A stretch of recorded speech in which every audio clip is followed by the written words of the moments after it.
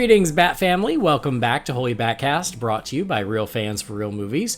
Make sure you visit our website, holybatcast.com, or find us all over social media on Facebook, Twitter, Instagram, or YouTube. Just search for Holy BatCast. You will find us. If you love the show, you want to help support us, you can do that on Patreon. You can go to patreon.com/holybatcast. And as always, a big thank you to our patrons. You guys are amazing. We love you. You make our lives easier and better. Can't say thank you enough. So huge thank you to our patrons. Truly, you don't know how much I appreciate it. We're also part of the Real Fans Podcast Network. You can check out those shows at rf4rm.com. And I'm Andy DiGenova. Same as always, you're used to that. You can follow me if you want, if you don't already, on Twitter or on Instagram. It's just my name, Andy DiGenova. This is just going to be our standard news episode. We're catching up on news and rumors. But there's quite a bit going on this week, so I think we have a lot of fun stuff to talk about. Joining me for all that fun stuff is my bat brother from down under. It's Brendan Lowe. Hey, Brendan. Welcome back. Great to be here as always. How you going? Yeah, good. Busy day, but, wrapping up with a little podcast. Can't complain. It's late morning for me, so I'm almost at the middle of the day with a podcast. Well, that works too. You can kick off your day, you can wrap up your day, or it can be smack dab in the middle. It's always a good time to podcast. Anytime's a good time. That's right. Also, we gave Jamie the week off. And by gave him, he was busy. So he demanded the week off. And I tried to reject his request for PTO, but it didn't work out that way. He just didn't show up. No, he's got something going on, some family thing. I think all of his kids have different extracurricular activities, and he's got to deal with that crap. So we have a special guest, someone we've been trying to get back on the show for a little while. He has been on before. It's been a minute, but he has expressed interest of like, oh, I want to come back. So we made it happen. And that's our pal, Jim Scroggs. Hey, Jim. Hi, Andy. Brendan, good to hear from you too. I'm sure Jamie's listening somewhere, and if he is, I'm sure me and him will wax poetic on our thought process of Selena Kyle being completely useless in The Batman. Oh, that's right. I forgot you guys were on the same page on that one. You are filling the Jamie seat today, Jim. So, Do you think that you can be endearingly grumpy? Everything is bad except The Dark Knight. With a little bit of a twang, yeah. You gotta have a little bit. All right, that's your job. You gotta channel your inner Jamie. All right, here we go. All right, cool. Well, all right, we got all kinds of news. Y'all ready to talk about some stuff? The first thing is it's been popping up in the news over the past few weeks, and now we've got our official first look at the CW's Gotham Knights. That's right. We got a trailer, y'all. So we've been talking about it for a while. They've shot the trailer. We saw a poster a week or so ago. And now we got the trailer for the pilot. And it is certainly a thing that they made. Indeed, it is. So, Jim, you're our guest. I'm going to let you go first. First of all, did you watch the Gotham Knights trailer? I should have warned you to watch it in advance, but I just assumed you did. No, I did. And okay. You're right. It is a thing they made. It is extremely CW in the best or possibly worst way. With it being a DC show, there was the shot of someone hanging outside of it. Looks like a cop car laughing. So that box was checked. So, it looks fine. Not quite sure exactly what the main goal of this show is, but it definitely looks the part, so I'll definitely give it that. Okay. Brendan, what do you think? I watched the trailer because you shared that the trailer had been released. I did. I did. In our group chat. Mm-hmm. Someone sent it to me, too. One of our listeners sent it to me first, and I was like, oh, thank God. And then I shared the love with you and Jamie. Won't be watching this show. It has. I'm the guy who loved the Pennyworth trailer, and everyone shit on that. And Pennyworth turned out to be really good, and still is really good. But this just has. It doesn't interest me at all. They're name checking a couple of characters from the comics. I have no idea what's his name? Old Mate Hayes. Old Mate Bruce's Hayes. Son. Bruce's son. Turner Hayes. Turner. How do you not know that Turner? character. Dude, you call yourself a Batman fan. And you're telling me you don't know who Turner Hayes is. You are fired. You are so effing fired right now. Turner Hayes is my 19th favorite Robin. Okay. He's number 19 out of 19. Okay. So yeah. He's above John Blake. He is. John Blake is 20. John Blake. John Blake is 20, and Turner Hayes is 19. I mean, I've been down with the CW shows for the most part. Like I've fallen off pretty much all of them now, except for Stargirl and Superman and Lois, the ones that still exist. right. But I mean, and I was keen to give all of them a go, like, all the way back to Arrow. Like I was obsessed with that show and everything that came after it. But this just has no, like, I don't care. I really don't. And I mean, I don't need to see a bunch of teenagers running around Gotham. I mean, look, it's another Batman show without Batman, and to be perfectly honest, I'm over it. I'm done. Like, I mean, even Titans bought the character in. Like Bruce is there, and we have seen him in costume. Well, seen him. I say in inverted commas in costume. Yeah, like we've had Gotham, we've had Batwoman. I don't need Gotham Knights. I just don't. It doesn't scratch any itch that I have. In fact, it makes me itchy with a rash that I don't want. You have enough rashes as it is. You don't need one more. It's just one rash too many. None of them caused by Manscaped products. None. No. In fact, their lotion is helpful for rashes. Exactly. I've heard. Brendan told me. I don't know for sure. Yep. Yeah. And I know people have worked hard on it, and it's their thing, and I don't want to shit on it, but it's who asked for it?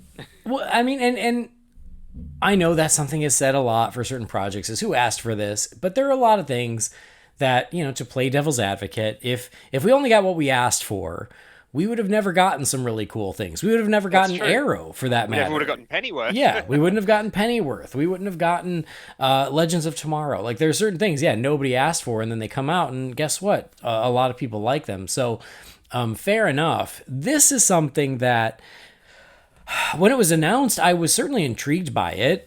Yes, it's a Batman-less Batman show, but I'm kind of used to it, and that's okay, because for me, it's still a opportunity to have new versions of the Bat family in live action. And I think my interest in seeing the Bat family in live action outweighs my annoyance with, but no Batman to be found.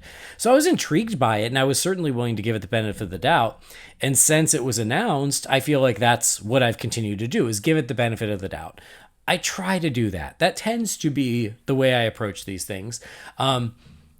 Because I don't want anything to suck. I want it to be good, and I want to like it. And so I was intrigued by this idea, this premise of the kids of some of Gotham's, heroes and villains have to team up to solve this crime. That sounds kind of cool on the surface. We talked about, I don't think you needed to kill Batman to do that, but whatever, that's the route they're going. But it was one of those things where I was intrigued, but I was waiting to see more.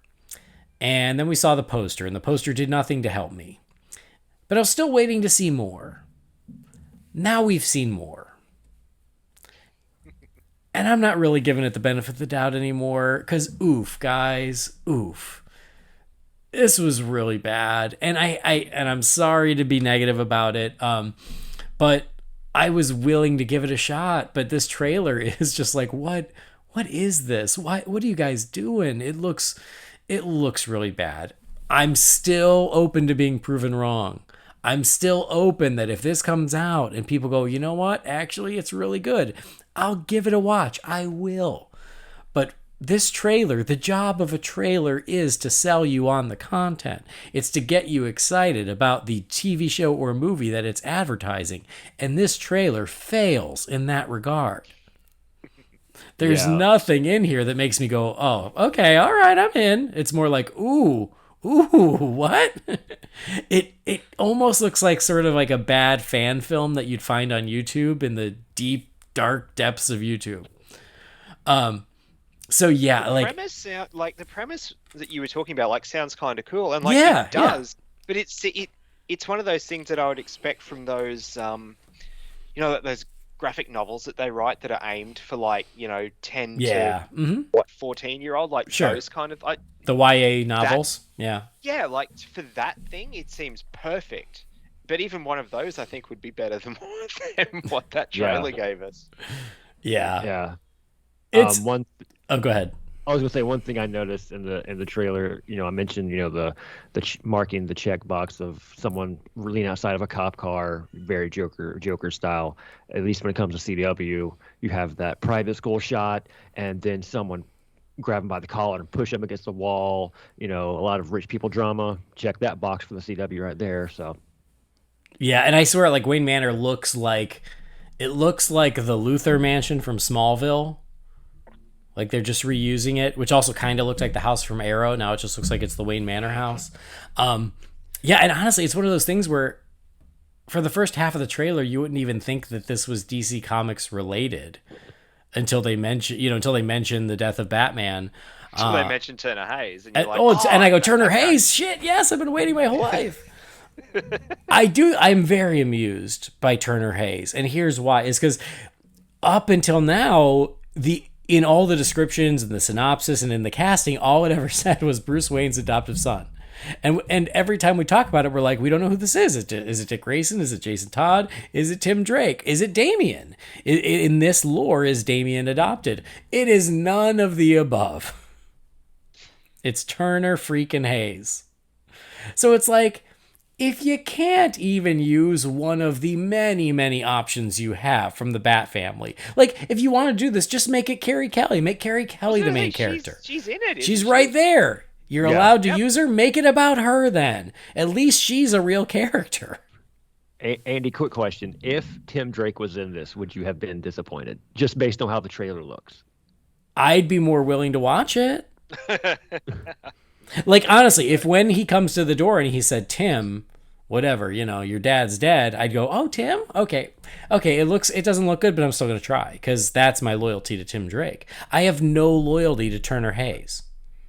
So, here's the thing. Very rarely can we all, as DC fans, agree on something. And pretty universally, when this trailer came out, everyone was like, woof. There were two people, I'll give them credit, two friends, two people I like very much, who are still like rooting for it and want to give it the benefit of the doubt. And for them, I say, God bless. I love that. I appreciate that positivity. I wish I could join you, but man, this trailer ain't gonna be what gets me on board. And with the way that they seem to be mothballing like all the current CW show, like DC CW shows, and stuff like Wonder Twins, and that, it's just kind of like, how did this slip through the cracks? Or were they like too far into do you know what I mean? Like, were they sort of committed to at least one season? Yeah, it could be. Yeah.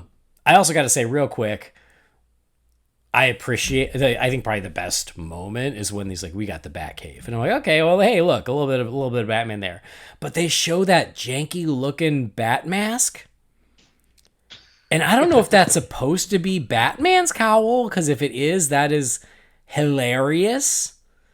That's what Batman allegedly wore. But oh my God, when I saw that, I was like, did you go pick that up at Party City and spray paint it black? Because I'm pretty sure you did. I've got it pulled up just to kind of rejig my thoughts, and the shot was so quick they faded away from it very quick. I'm like, oh, sounds like someone might not be that proud of this. Yeah, woof. The Batarang looked kind of cool. I'll give you that. There's that quick, it's all in that same little section, the quick little shots of the mask and the Batarang and stuff. I'm like, all right, the Batarang looked all right, but that mask, I was like, are you really saying that that's what Batman wore? Because oh my God, y'all. Yeah, honestly, the cave, just for like the couple of shots, all right, looks actually pretty solid. It doesn't look cheap. Yeah, which makes me think that maybe this is where like 30 to 40% of the budget went. Maybe they repurposed the Batwoman cave, because the Batwoman cave is actually really cool. I like the Batwoman cave. That's true. maybe they did that. Just moved it around, moved some walls here and there, did a little, little redo. Or even Titans. Titans has a cool Batcave too. So anyway, I wish I could be more positive about it, but mostly I just was like, oi, guys, I don't know what you're doing here. Maybe they'll change my mind, maybe, but not right now. It ain't gonna happen today, maybe, and probably not tomorrow. I'm sure when it drops, we'll have to do like a review of the pilot or something. So yeah, I'm sure we'll at least watch that. But yeah. All right. So Gotham Knights coming up. When does it say? It'll premiere next year, 2023. Hooray! So something that is coming our way is Black Adam. And a couple things about Black Adam. First of all, there was a really cool new piece of promo art for Black Adam that Noah Centineo, I don't know if I'm saying his name right, I apologize if I'm not, but he tweeted it out because we are getting a new trailer in just a couple of days on June 8th. So he released this art and it said trailer on June 8th. The artwork is actually really cool. It does look like artwork. It's not photos, but it has all of them. It has Black Adam, Atom Smasher, Hawkman, Cyclone, and Dr. Fate. They're all in it. It looks There's very a few cool. different ones, aren't there? Yeah, and then I saw some of Black Adam by himself with a cape, which I was into because I am think the there's at least 3 or 4. Yeah, there's a few out there, and they're really cool. So that's exciting. We're finally getting a real trailer for Black Adam. And those artworks really reminded me of some of the stuff that was released for Shazam, the promo work for the promo art for that. So it does feel like it's somewhat, tying into that franchise. Which, Yeah, I mean, it has to eventually. So right. Yeah. So that's something to look forward to, the trailer. And yeah, the only artwork I saw the one that Noah tweeted out, and then I saw again some that were Black Adam with a cape. If there were others, which I believe you that there are, they didn't come across my feed. The Rock tweeted them. And okay. I'm sure there was 4 posters, and then he said about the world premiere trailer on June 8th. All right, well, hold on. Let me look at what the Rock sent. Stand by. But while I'm doing that, there are also photos out there making the rounds that of the Black Adam Funkos. Oh, those I haven't seen. They're really fun. Oh, here it is. June 8th, world premiere trailer of Black Adam. Oh, so here you go. So this is the one I did see that was all 5 of them. And it says DC Black Adam, and the artwork is really great. And then, okay, here's a couple others. Very cool. Thank you. That's what I'm here for. Thanks for the heads up. I love that I saw Noah Centineo's, but not The Rock's. Not Dwayne Johnson. Yeah. Weird. Anyway, yes, there's some Funko Pops out there of the crew as well. They're very cool. They look like Funko Pops, but they're cool. You can pre-order them now. But the one that really caught my eye is there's one of Hawkman, like, in a spaceship. One of the larger Pops. And the spaceship is really, really cool. And we've seen that in the little clips of footage that we've gotten so far of what I assume is the JSA's ship, base of operations, and it's just pretty awesome. So if you want a little sneak peek there, go check out the Black Adam Funko Pops. But I pick and choose my Funko Pops, but these are pretty cool. Yeah, I don't have all of them. What was that? I certainly don't have room for all of them. Exactly. But yeah, there's one of Hawkman in the ship. Oh, let's see what the package. It says Hawkman and Cruiser.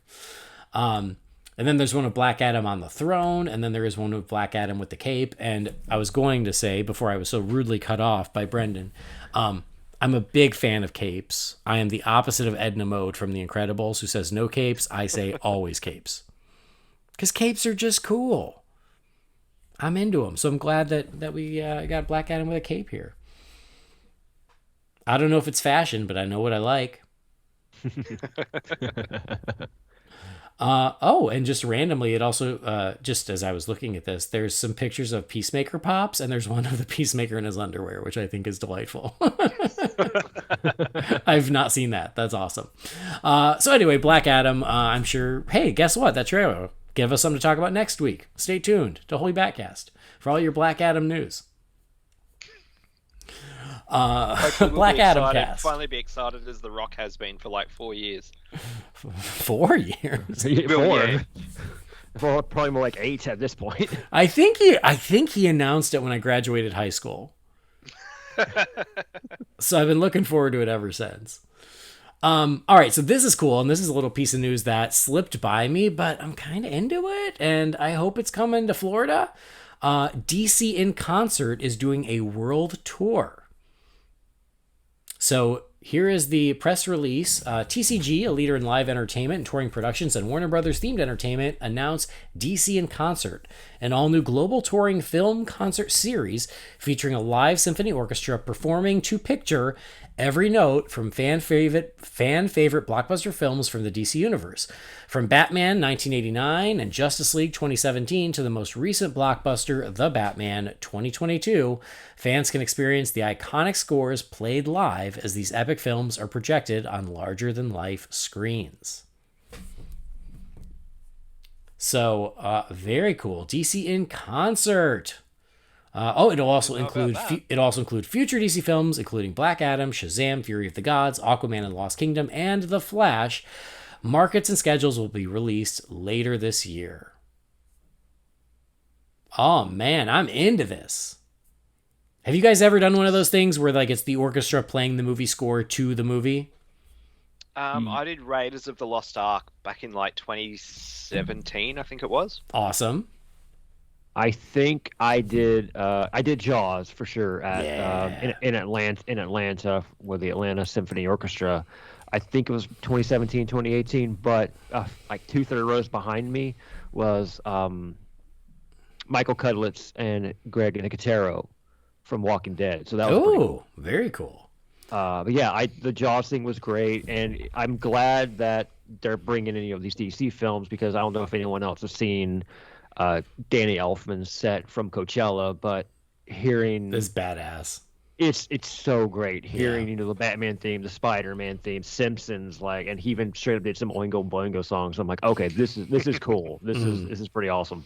Yeah, so cool. No, I've done a few of these things. I've done ones that were the entire film. So I did one that was E.T. It was the entire film, and I think we also did the same with Back to the Future. And then every year at the Hollywood Bowl, they would do what was called the Big Picture, and it would be every year it'd be a different studio's films. So one year it was WB, and they did the whole Hong Kong scene from The Dark Knight with a live orchestra. And then so anyway, I've done a lot of things like this, and it's so cool. I'm super into it. I love movie scores anyway. Hearing them perform live is magical, and then the actual footage is awesome. And so a whole DC collection of that sounds really great. So I just hope to God they're coming to Orlando. Otherwise, we're going to have to find out where they are coming to and make it happen. But I think this is really cool. I think you're pretty safe over there. I just hope the world tour does include Australia and not like the Batman Live World Tour that did America and the UK, and that was it. Because I was really looking forward to seeing that. That's the only parts of the world you have to care about. If Disney on Ice can come here every year, I'm pretty sure Batman Live could have made the trip down under as well. You can tell I'm still not over it. But no, this is news that passed me, and I'm so into this. So, God damn, it better come to Australia. I don't blame you. Yeah, same. Like I was pulling up the news. I was like, what? That's awesome. So I'm into it too. We're so there. It's gonna be cool. So when I say come to Australia, I don't mean just Sydney and or Melbourne. I mean tour Australia. Well, listen, beggars can't be choosers. If they're on your continent, you find a way to get there. Yeah, well, I might need some of that. We might need to keep promoting Manscaped then. That's fine. So anyway, that's coming our way. Something else that's coming our way, which I am really looking forward to. I know I've said it before. I'm really looking forward to the Blue Beetle movie. I think it's cool that we're getting it. And it's out there shooting. And you know what happens when a movie starts shooting? We start getting pictures. It's Brendan's favorite thing. Brendan loves when the first time you get to see a new superhero costume is thanks to Spy Pics. So it just shits me.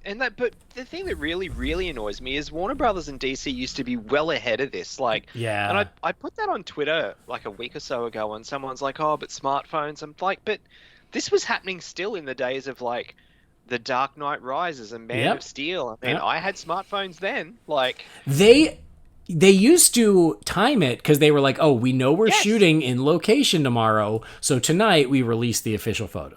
yes, exactly. And Exactly you're right, what they I've just been stopped talking giving about. a shit. Mm-hmm.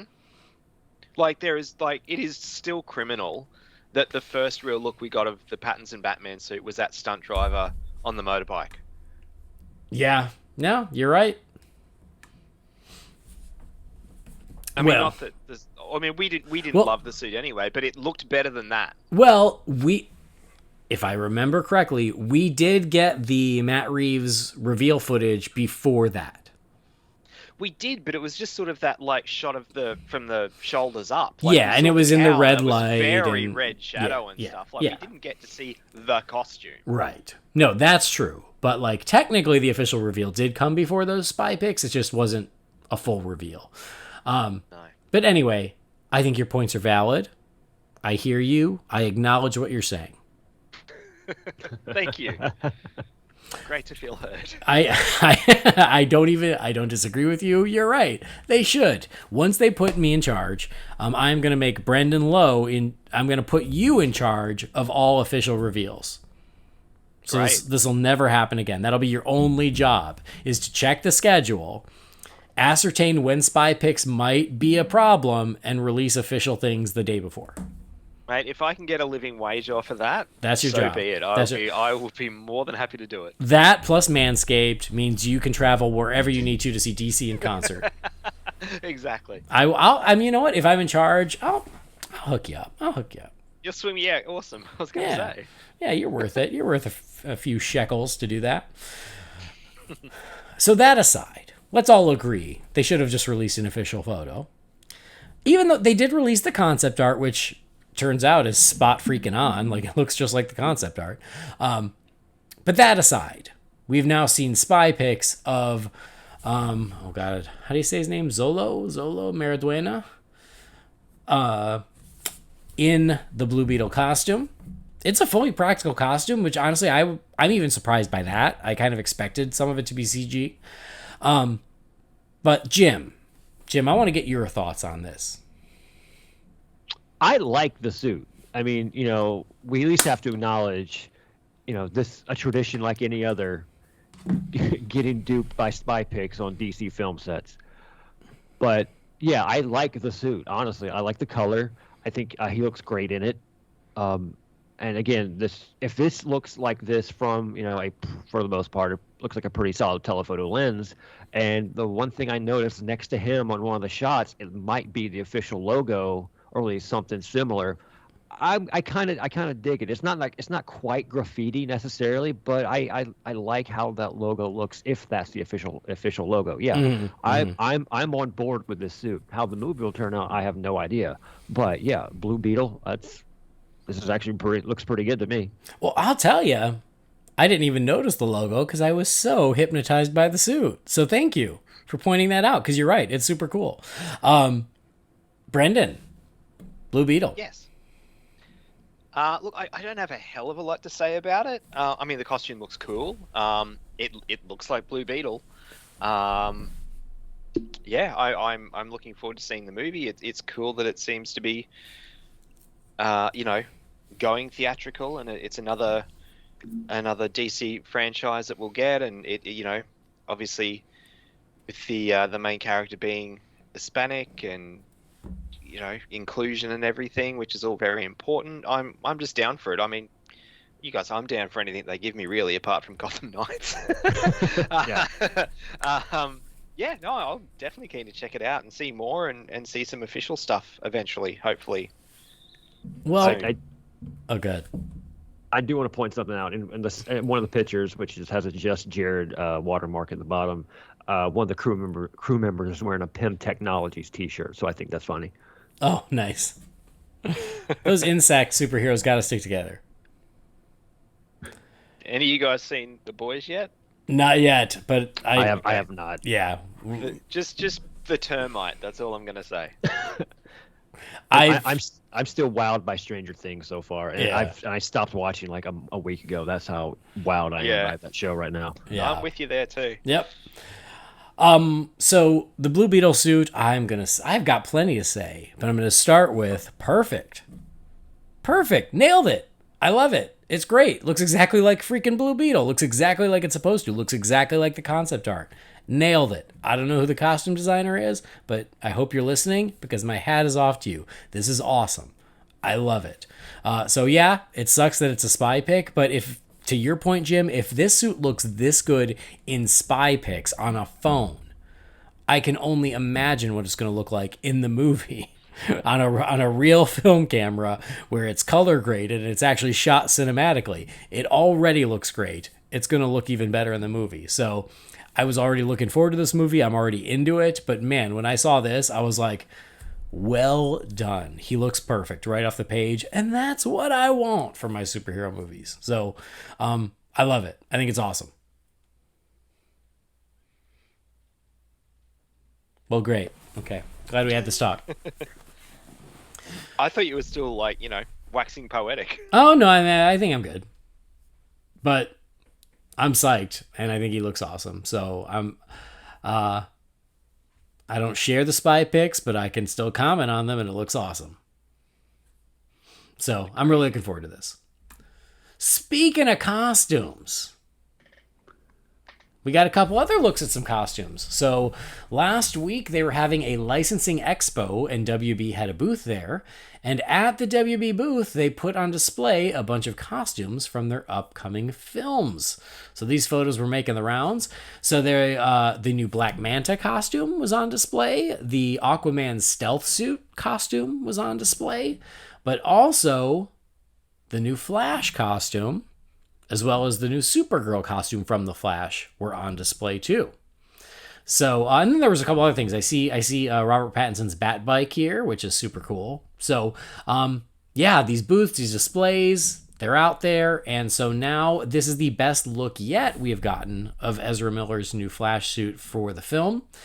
And I want to get your thoughts. Jim, I'll let you go first again. Yeah. I kind of the same sentiments. I think the suit looks great. I do like the, move away from from the Iron Man-esque suit, but yeah, right now I think that suit looks great. I think my favorite one might be Black Manta and the Aquaman stealth suit. Mm-hmm. Mm-hmm. Brendan? You and I kind of had a discussion about it with Jamie in our group chat. I think the suit's really cool. I'm looking forward to seeing more of it, pardon me, in motion. It's just something with the cowl that just, it looks around the eyes and nose, it looks really, really chunky. Mm-hmm. And there's just something that it just doesn't sit right with me. But that's my only criticism. The rest of it looks fantastic. It's just, look, even if it was the exact same shape, but it was just thinner. Someone said it kind of looks like a helmet, like a kickboxer or something would wear. Which it really I can does. see that. But if it was just a little thinner around mm-hmm. the eyes and the nose, it just doesn't look quite right. And I think you and I were saying too, like it took 8 seasons for the TV show to get the cowl right. Yeah. And they had some god awful ones in the middle seasons there. But yeah, I just something with that cowl. But the rest of it, full marks. Yeah. Yeah. I love it. I think it's great. I think it looks awesome. I do agree with you about the cowl because we've only seen a few clips of Ezra wearing the cowl. And in some of them, it looks great. And in some of them, it looks a little awkward. And I think it's because of that. I think it's because it's rigid. And I think because of the thickness around the eyes and the nose. I think you're right. And so, you know what it reminds me of? It reminds me of the Captain America helmet from the Avengers. Okay. Yeah, there it is. I love the Captain America costume in the Avengers, but the helmet was just a little off. And I think that sometimes that costume takes a lot of grief, and I think it's just because of the helmet. Because I think from the neck down, I love it, and I think it's the same thing here. It's just a little too big. It's a little too chunky, to your point. And then when they did Age of Ultron, they found the right shape for Captain America's helmet, and then it was like golden. And I think that's what they needed to do here. Honestly, I feel like if they'd used the helmet from Justice League and then from the neck down used this suit, I think we would have had it. But from the neck down, I love it. I love that it's much sleeker than what we had in Justice League. I like that it's more comic booky than what we had in Justice League. I love the logo. I love the flashes of lightning and the gold throughout. I could use a more of a belt, but that's nitpicky. But I understand the concerns with the helmet, but other than that, I think it's awesome. So I loved finally getting a better look at it.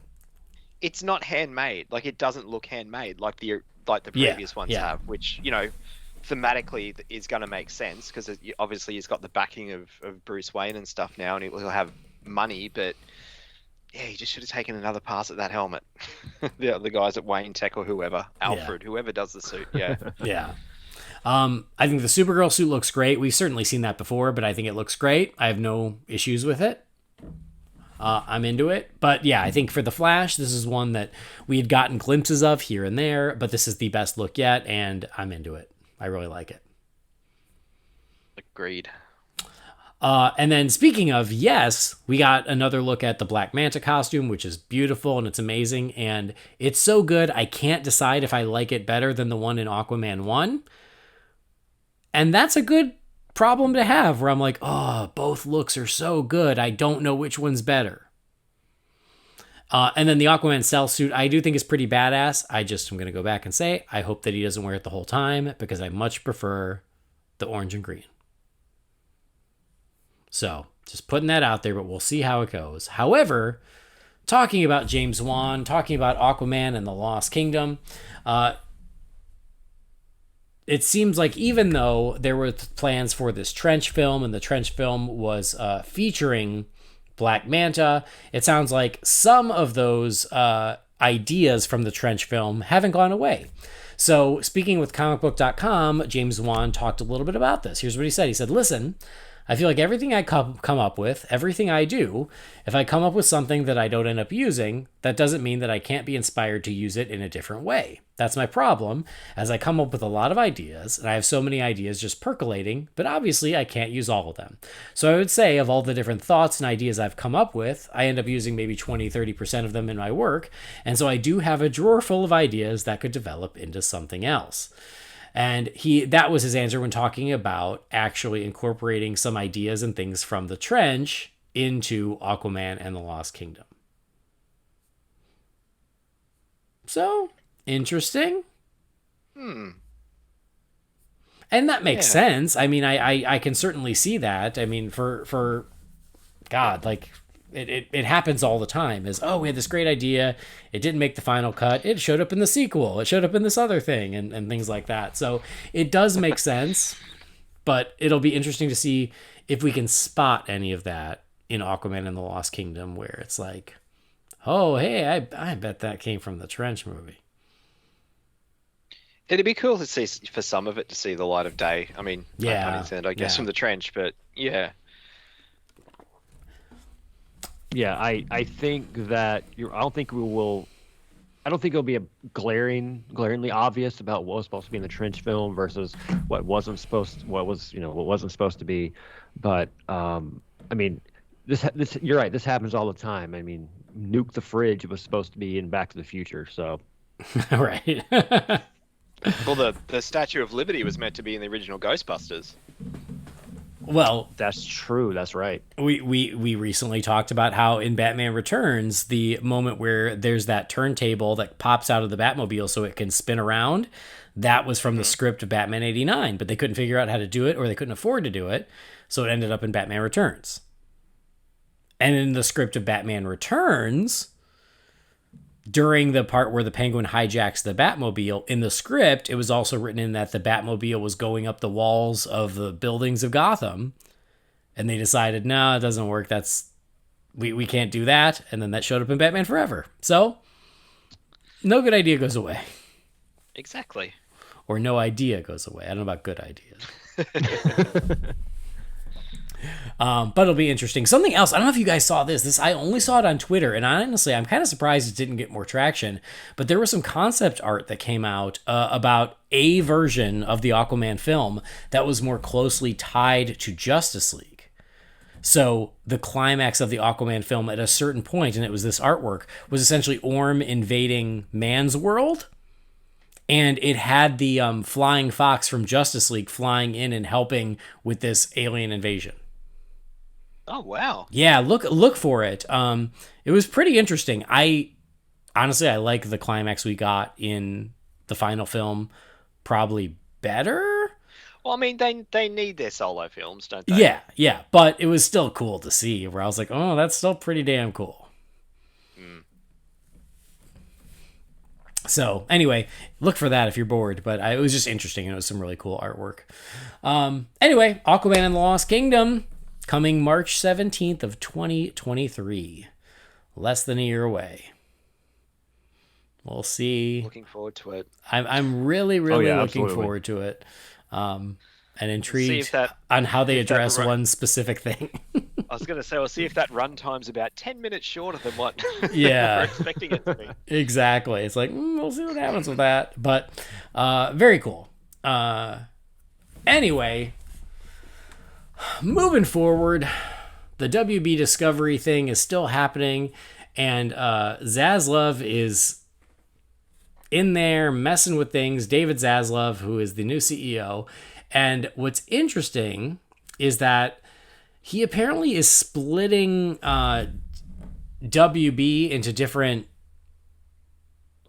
studios, essentially, that report up to him. So there's like WB and New Line, there's animation, and there's DC. DC, it's going to be its own separate entity. And as all this is happening, we're getting news, we're getting rumors, we're getting all kinds of stuff. The first one, and this is, I think, it's a rumor, but it comes from the Hollywood Reporter. So Toby Emmerich did step down, and he has a production deal with WB, but he has stepped down as the head of the studio. But this other rumor is that David Zaslav has tapped Todd Phillips, the writer and director of Joker and the Hangover movies, about serving as an advisor on DC films. And so it's not confirmed, but I kind of could understand the rationale of David Zaslav looking at previous DC films and going, oh my God, this guy made a Joker movie for $60 million and made $1 billion. He obviously has some ideas. Let's bring him in. Yeah. What are your thoughts on this? Jim, what do you think? This is interesting. I honestly had not heard this. I must have missed the Hollywood Reporter tweet, but you're right. From a financial standpoint, turning 60 into $1 billion is easily a no-brainer.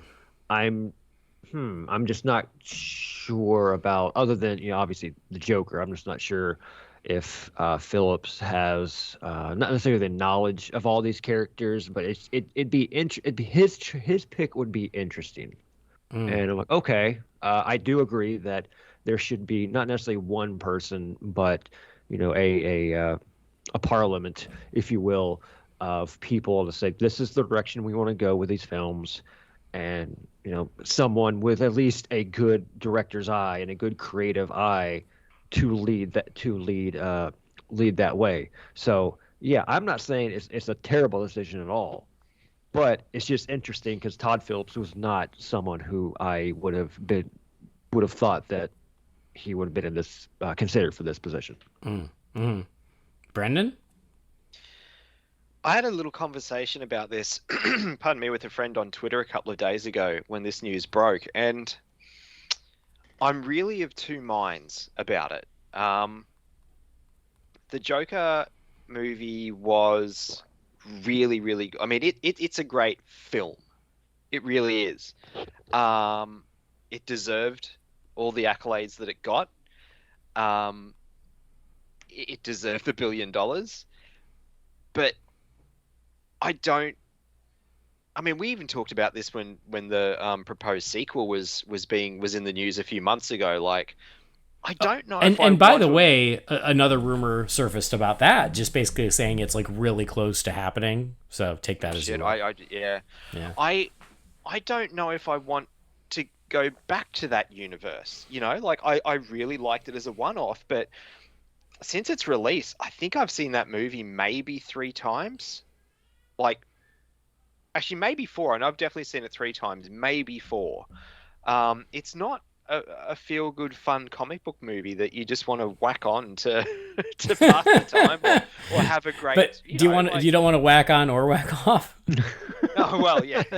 Sorry, it's some Australian phrasing there, but yeah, and nothing against Todd Phillips. I just don't know if I want that to be the prism that we start getting more DC movies through. You know, I mean, we've sort of followed the journey with that Joker movie. You know, we're like, oh, it'll never happen and everything else. I mean, look, the guy got Joaquin Phoenix and Robert De Niro to be in a DC comic book movie, you know? Yeah. At the end of the day, and it was a big success. It won Academy Awards, and like I said, and rightfully so.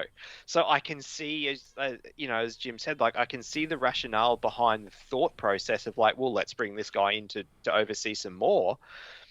But I don't know. I kind of feel like Joker was lightning in a bottle, and I'm including the sequel in that. Like, I don't know if you can do that again, and if you do, I don't know how interested I am in seeing it. Mm-hmm. But I'm curious to see how it plays out.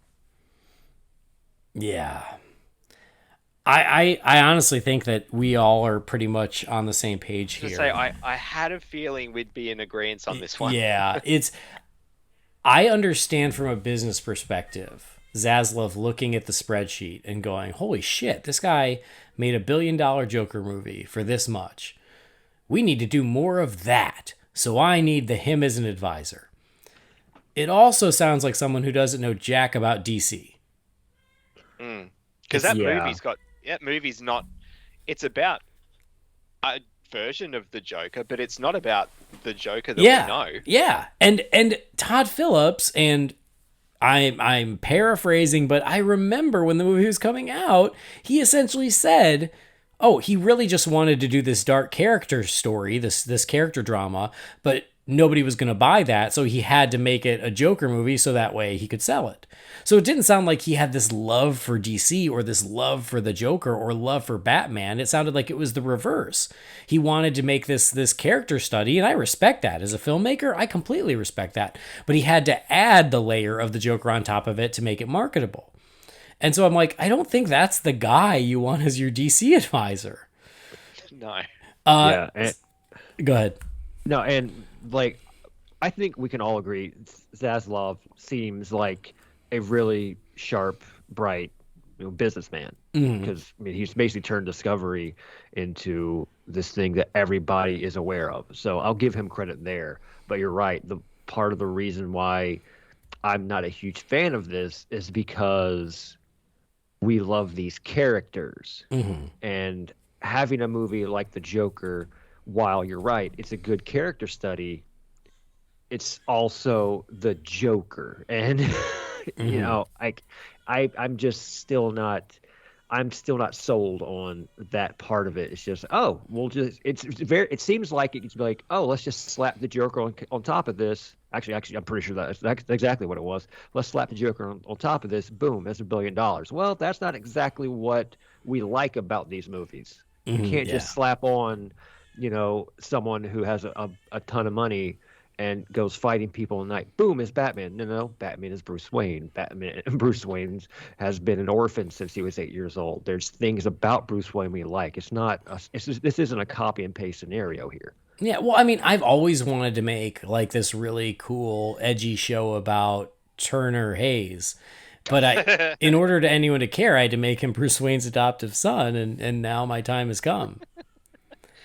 I think how they're going to utilize him too. Like, if this was pitched as like he's going to be the sole advisor for DC films, I'd be like, F no.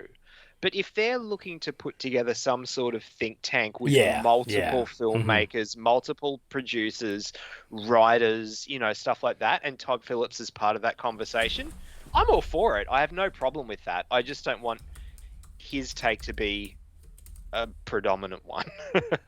I completely agree with that. Because exactly, if he's one of the voices in the room, sure. I think he's a talented, successful person, so I'm completely open to him helping shepherd this along with a bunch of other people. But I would want someone who's a little more of a DC fanboy, excuse me, because Todd Phillips never struck me as someone who's in love with the universe. And I feel like that's what you need for someone who was going to be shepherding this films. He obviously is interested enough in it that he incorporated it into his film, but he just never seemed like, oh yeah, I love DC. I've always wanted to make a DC movie. It seemed like it was just the opposite. So, my feelings of Joker aside, which I think it's a good movie. It's just a good movie. I feel no desire to rewatch. I just don't think that's the approach that would excite me about DC films moving forward. So this feels like a business decision, but maybe not the best creative decision. Let's see how it plays out. It's going to be interesting. So we will see. And again, we'll see if it's confirmed. We'll see if it happens. We'll see if Joker 2 happens. Sounds like it's still alive, according to rumors, and we'll see what happens. But that's another one of those where I'm certainly not asking for Joker 2. There are fans out there who probably are, and if they are, but it's one of those, I wasn't asking for the first one and it made $1 billion. So whether or not we're asking for it doesn't really matter. No. So Zaslav's got his fingers in everywhere, and this led to the big rumor for the week. Now, here's something that's interesting. I've got 2 reports on this rumor, and they don't match up. So this all came from The Wrap, and they did a whole thing about what David Zaslav is doing, about reshaping the studio and everything. And in there, they talked to an unnamed insider at DC. Now, one of the reports here says that this insider was talking about the future DCEU, and they did not share any actual plans, but they shared their thoughts on what the studio should do. And here's what they said. They said, if anything, they'll go back to individual movies unless DeLuca has some plan. Then they need to get an effing Superman movie off the ground. And if the plan is a shared universe, a Cavill-led Superman needs to be the focal point. They should scratch every Superman project in development and start fresh with Cavill. That's the quote. The quote is, this is what this person is saying they should do. Mm-hmm. What is being reported is that this is what Zaslav is doing. So the reporting that has come since then is that Zaslav has instructed his team to scratch every Superman project in development and start fresh with Cavill. This feels like a game of telephone. And so it's an interesting rumor, but it's funny because the thing everybody was sharing was that this is what was actually happening. And when I went back to the original quote, the fact that it sounded like it was this person's opinion of what should happen. Well, they're not wrong. I don't disagree with them at all. I'm just saying, not wrong in the slightest. There is context to the rumor that somehow got lost along the way. Shocker. So that said, Jim, what do you think about this thought, this rumor, these opinions? Okay, so should David Zaslav, give Henry Cavill another Superman movie? Absolutely. Will he do it? I don't know. I'm not David Zaslav, nor do I have his phone number, so I can't ask him directly. But you're right. Like the whole idea of, oh, this is what they should do. You're right. The world's biggest game of telephone is pulling at our heartstrings, and we're like, is this going to happen or isn't? I mean, we've been strung along for so long, not just with, the Henry Cavill situation, but just for the most part with the whole DCEU. And I understand you want to have those films like Joker that we just talked about that can stand alone at times, but And are cheap to make. yes, exactly, and that's why I think is definitely leaning to keeping those movies still active. But and listen, I am a Marvel fan. Okay, I'll just go ahead and say it right now. But I still want these DC films to be successful because I like these characters. I enjoy these characters. But you don't have to do it the same way they do it across the street at Disney. You don't. Just make a good, cohesive universe story, all that. And I've been wanting to say this on the show for a very long time. Warner Brothers, Discovery, they've gotten in their way so many times. They've tripped over their feet and broken their ankles 8 times. So I just hope that, well, yes, this is a rumor. Yes, this is what I want. I'm not putting much, if any, stock into it. Okay, Brendan, thoughts? I retweeted one of the articles reporting this the other day when when Jamie brought it to our attention. So I'll just quote my tweet, which was, "Please be true, please be true, please be true," because I really want it to be true. I mean, God, it's no secret. We've said on this show countless times, like, we really want another Cavill Superman movie. And yeah, like, I get Jim's point about, Zaslav wanting to make, going to the Todd Phillips thing we were just saying, like, if you can make a cheap superhero movie and it turns over $1 billion, like, yeah, give me one of those every week, please. And you can't do that with Superman. Like, you can't make a Superman movie for the budget of Joker. Like, you just can't. But if you're going to make a Superman you movie, can. well, I mean, it might not be a very good one, but it might won't be a lot of boring flying. as F, but you could. Yeah, but I mean, if you are going to have another stab at Superman, and you're wanting, bang for buck, wouldn't you want to use the version of the character that has a fan base? And look, I know it was divisive. I Man of Steel, it's been nearly 10 years and we're still talking about it weekly on Twitter. But there's a built-in fan base for Henry Cavill as Superman. Henry Cavill is a movie star now, more than he was in 2013. There's Henry Cavill fans that aren't necessarily Superman fans that would go and see a movie because it has Henry Cavill in it. I think it would be more financially beneficial to tap into that rather than do some weird version that,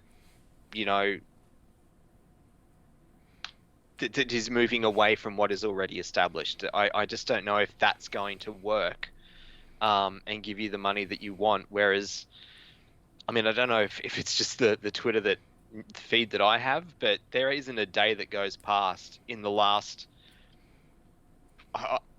year and a half since we saw Zack Snyder's Justice League, where I don't see at least 5 to 10 tweets a day with, that are hashtag, Henry Cavill Superman or bring Cavill back, whatever they are. There's a want for him to come back and play the character. So why not utilize that? Yeah.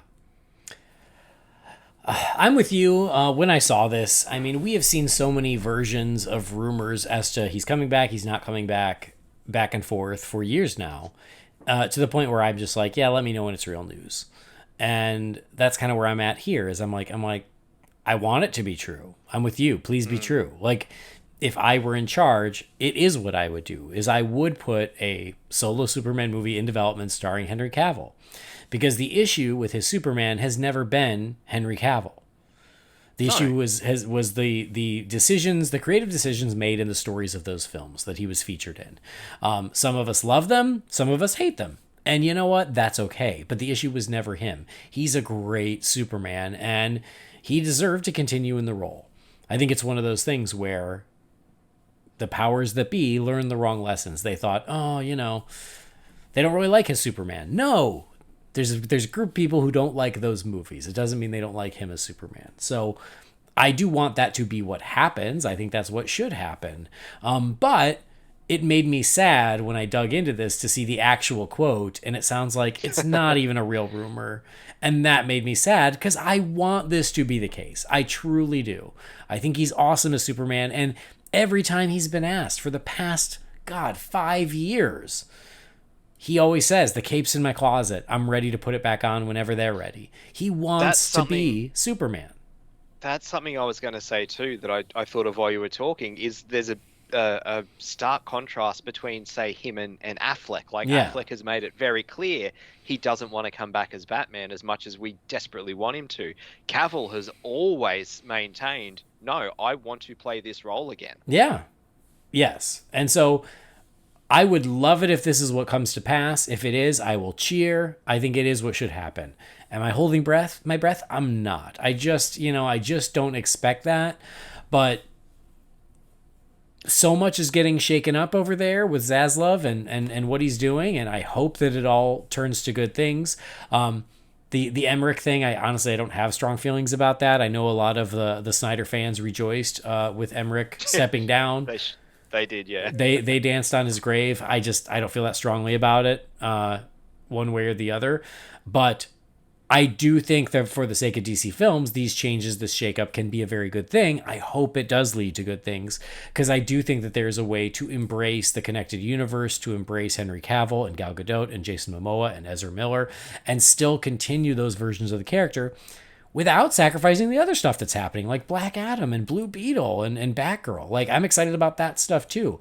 There's a way to have it all. I think they could have it all, and I hope that whoever Zaslav puts in charge of DC sees that. Because honestly, I think more than anything, what I want is to bring DC fandom back together, because it still feels so splintered between the Snyderverse fans and the Snyder haters, and even someone like me who loves the Snyder movies and loves the non-Snyder movies. It's almost like I get no credit because it's like, pick a side, damn you. And I'm like, I don't want to pick a side. I like both.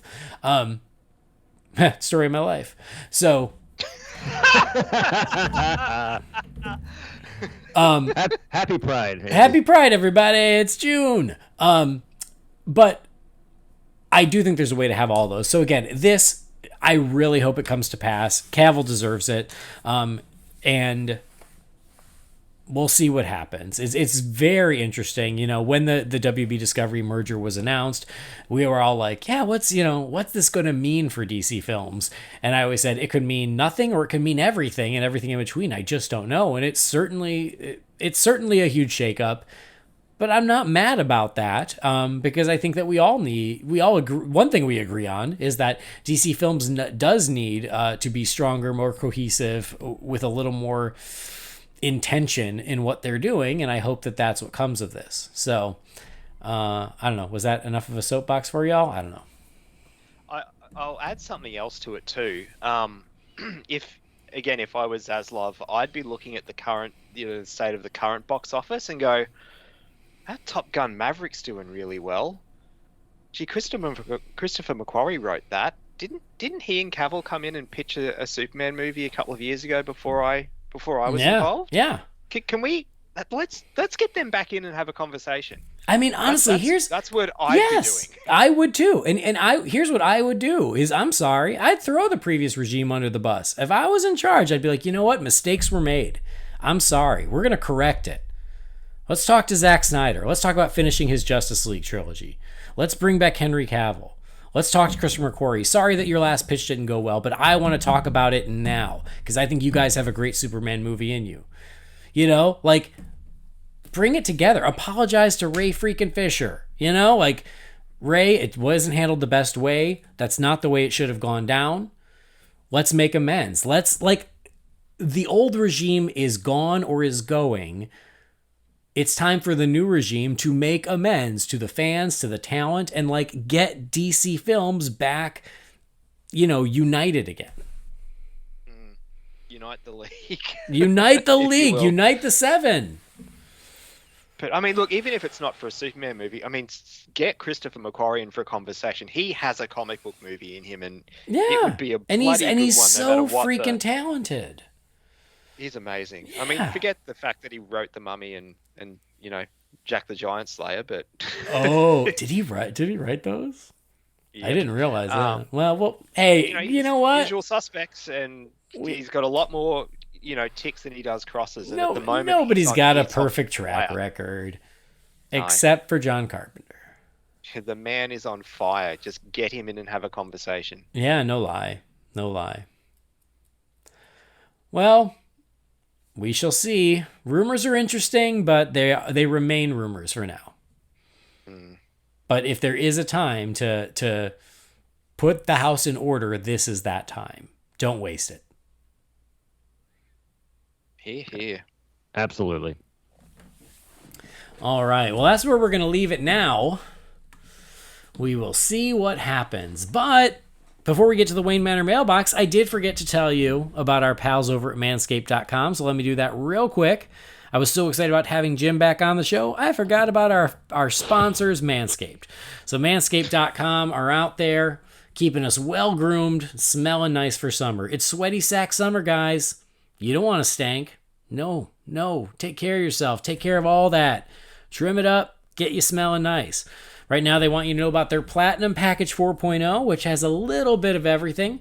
So you can go check that out. You get your trimmers, you get the lawnmower trimmer, but you also get the ear nose trimmer. You get the body wash, you get the shampoo conditioner, you get the ball deodorant, you get the toner, you get boxers, you get the travel bag, a little bit of everything. You can't beat it. Do that. Go check out the Platinum Package and use Batscaped for 20% off. I think you'll be happy. If you just want to sample some of the stuff, you don't want to go all in. I understand. I appreciate it. Try the deodorant. Try the shampoo. If nothing else, get yourself the lawnmower. It is absolutely worth it. No nicks, no cuts, no bleeding on your sack because you don't want to bleed from your sack. It ain't no fun. Check it out. And use Batscaped for 20% off. Like I've said in the past, even if they're running a special, if you go on there and they're like, hey, right now, 20% off, you can still use Batscaped and get another 20% off. So I got myself a nice big supply of body wash and shampoo, conditioner, and deodorant because I was like, well, they're already running a special. I use my own Batscaped, and then I'm good for a while. So do some shopping, buy yourself something nice. You deserve it. You do. You've earned it. You deserve to smell nice. And we deserve to help you get 20% off. So when you use Batscaped, it is something that you can do to also support us at Holy BatCast. You get that 20% off, and then they know that you heard about them from us. So that way they'll keep supporting us, which would be great. So please go to manscaped.com, do a little shopping, but if you're going to make a purchase, use Batscaped. We would really appreciate that. Anything to add, Brendan? Jim? I mean, look, I'm still using my products that I got a couple of weeks ago, and they're amazing. I use the body wash twice a day now, and still using the ball deodorant daily. And, you're so clean. Well, I mean, we're the opposite here. So it's cold here at the moment, so I've been using the lip balm, and that was a nice little bonus, I must admit. It was that minty, that crisp minty flavor it gives is really nice. It is. It's great. Yeah. No, and that, just, I mean, the briefs. I'm more a sort of tidy whitey guy. I'm not a briefs guy, but I've gone through those briefs twice now, all three pairs that we got. And Jess even commented yesterday. She's like, "What are they like?" She's like, "Because you don't normally wear, like, if I get given a pair of sort of brief underwear as gifts and stuff, like I might wear them once or twice. I just don't find them that comfortable." And she's like, I've washed these like multiple times now. I'm like, yeah, they're amazing. I'm like, the reason I don't wear the other ones is because they're not real comfortable for my balls. Whereas these, and I'm not trying to be crass, it's just true. Whereas these ones are really comfortable. They are.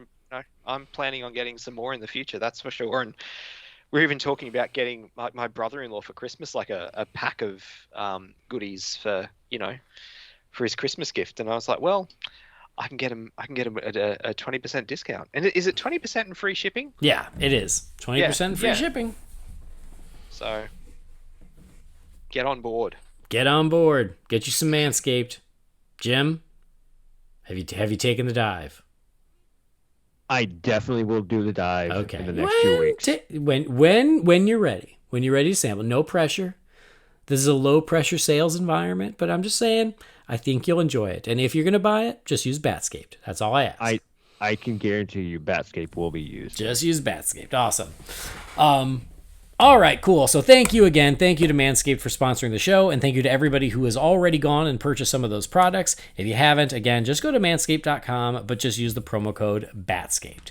Now we're going to check in with you fine feathered finks and crack open the Wayne Manor mailbox. It's time again for the Wayne Manor mailbox. You've got mail. Derek. What is a letter for me? Maybe temporary. She wrote a letter. You're one hell of a messenger. This is all, Master Wayne. Okie First email here is from our pal Chris, the Objective Geek. It says, hey guys, 2 questions. Oh, this is a Jamie question. So, sorry, Jamie, you're going to have to just listen and answer this off the air. It says, Jamie, I say this with all due respect, and somewhat jokingly, but for my sake and probably Andy and Brendan's, where did you go wrong geek-wise with your kids? Is there any advice you would give us to keep our kids into geeky nerd stuff? I think Jamie on a recent episode said like his kids are just less interested right now. Number 2, with recent tragedies, I've been feeling a bit low, so I was going to watch some of my favorite superhero movies, but realized that most of them are serious and I wasn't really in that mood. So what are some of your pick-me-up superhero films? Keep up all the great work, Chris. Thanks, Chris. All right, so I can't answer for Jamie, but I wouldn't worry about it. Jamie's kids are teenagers now, and we all remember being teenagers when we were too cool for everything. Even I had a moment as a teenager where I was like, oh, I'm too cool for kid stuff. And I gave away all my toys and I still regret it. We all go through that phase. And hopefully Jamie's kids will grow out of it and realize in a couple of years, oh, actually all that cool geek stuff is still really fun and I don't have to give it up. So I hope it's just a phase. But I'm going to be watching Harley very closely, but we are trying to indoctrinate her already into the geek world. Brendan, same? Oh, yeah. I mean, Henry's got a heap of Batman stuff. He's got no choice. Like, Same. yeah. I pick what Harley wears, and it is all geek stuff. Recently, it's the cutest thing. So in our kitchen, I think I've mentioned this on other shows, in our kitchen, we have these large masks of the monster cereals. So Count Chocula, Frankenberry, and Boo Berry. And they're on the wall in our kitchen. And Harley has, over the past few weeks, she has like fallen in love with them. So Oh, good. we'll walk through the kitchen and she'll look at them and giggle and smile. And so we just go, oh, it's your friends. It's your friends Count Chocula and Frankenberry and Boo Berry. It's the cutest thing in the world. And I'm like, all right, that's a good step in the right direction. Anyway, as for the other question, pick me up. Feel good superhero movies. What do you think, Jim? I think the ones that I go to are Batman 89, Batman Begins, honestly, just because it's a good movie. Mm-hmm. I enjoy it. Into the Spider-Verse, that's just a fantastic, not just animated film. Spider-Man, No Way Home recently. And I'm not quite sure it's considered superhero necessarily, but Dr. Ian Malcolm has the brain of a superhero. Okay.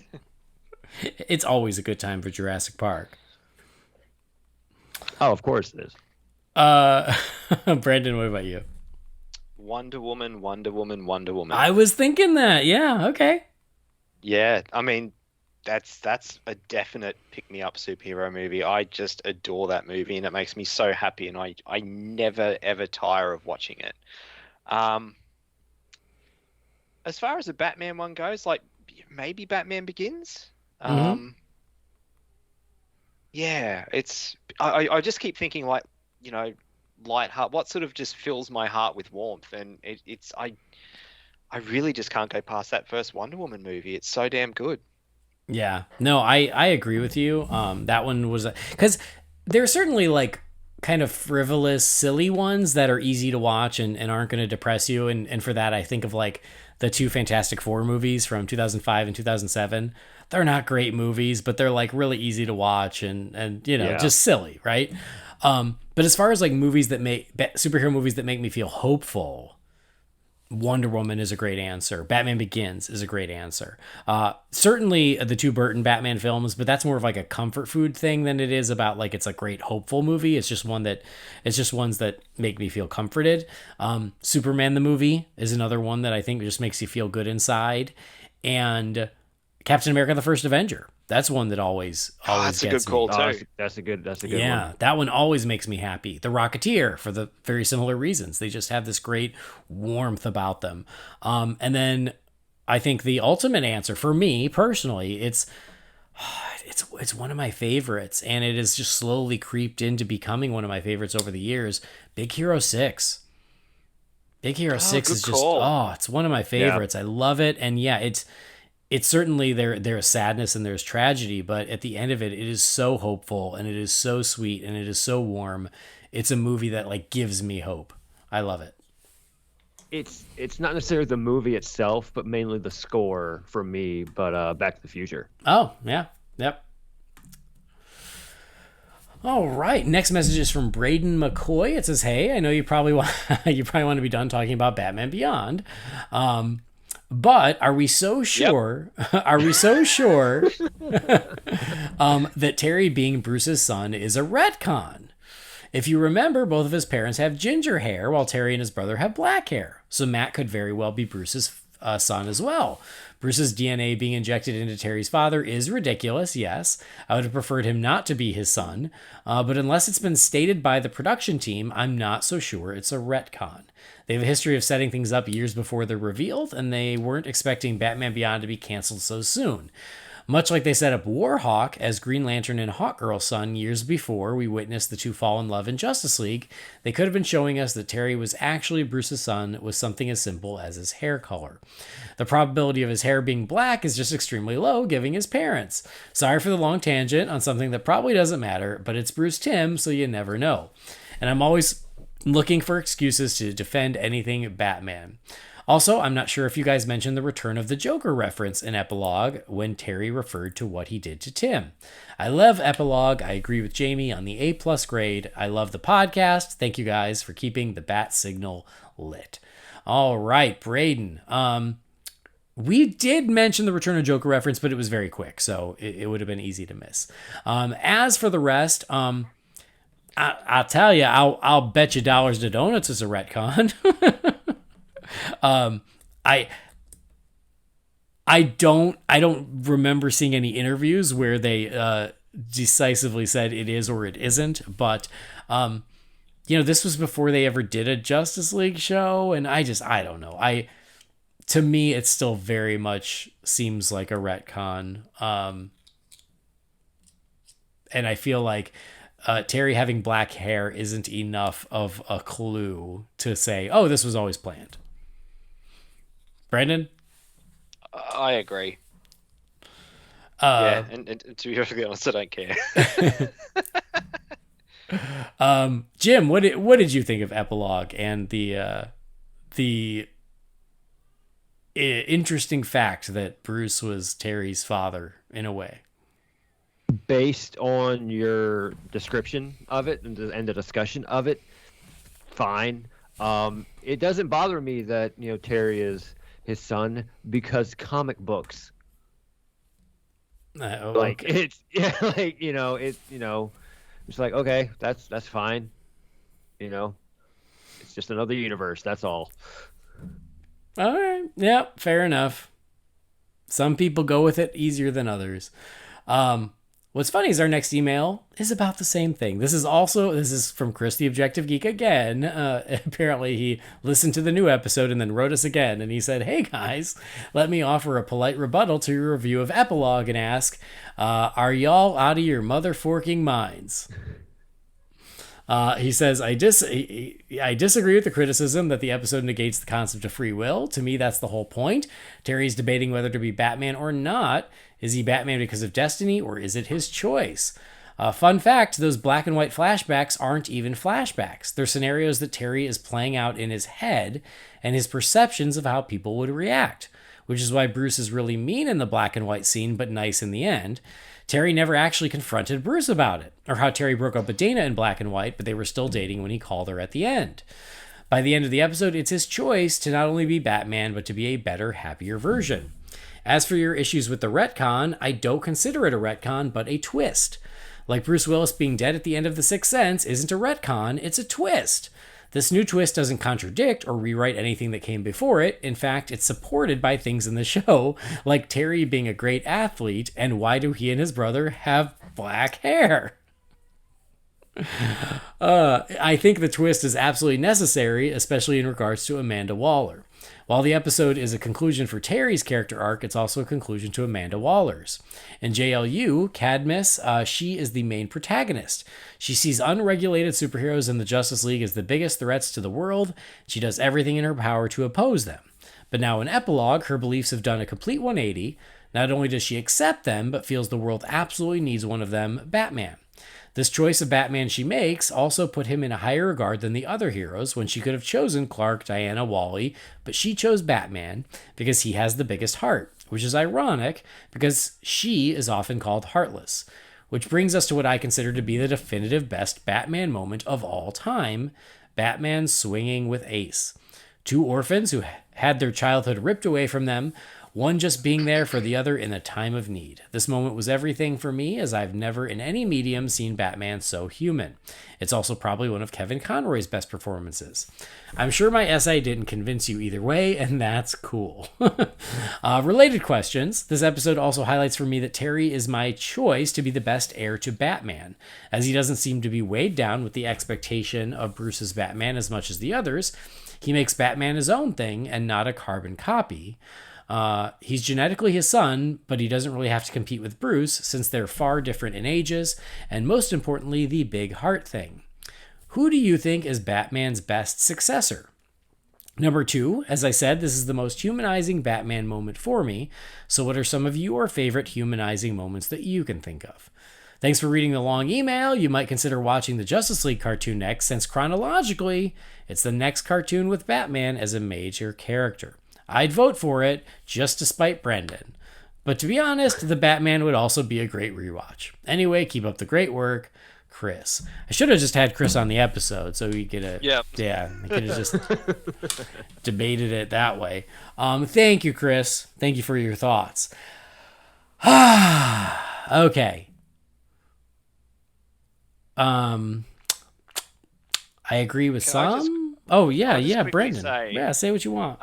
I'm probably not going to say a lot because Chris clearly loves something that I don't, and I don't want to sound like an asshole, so I'm probably just going to not say much at all. All right. Okay.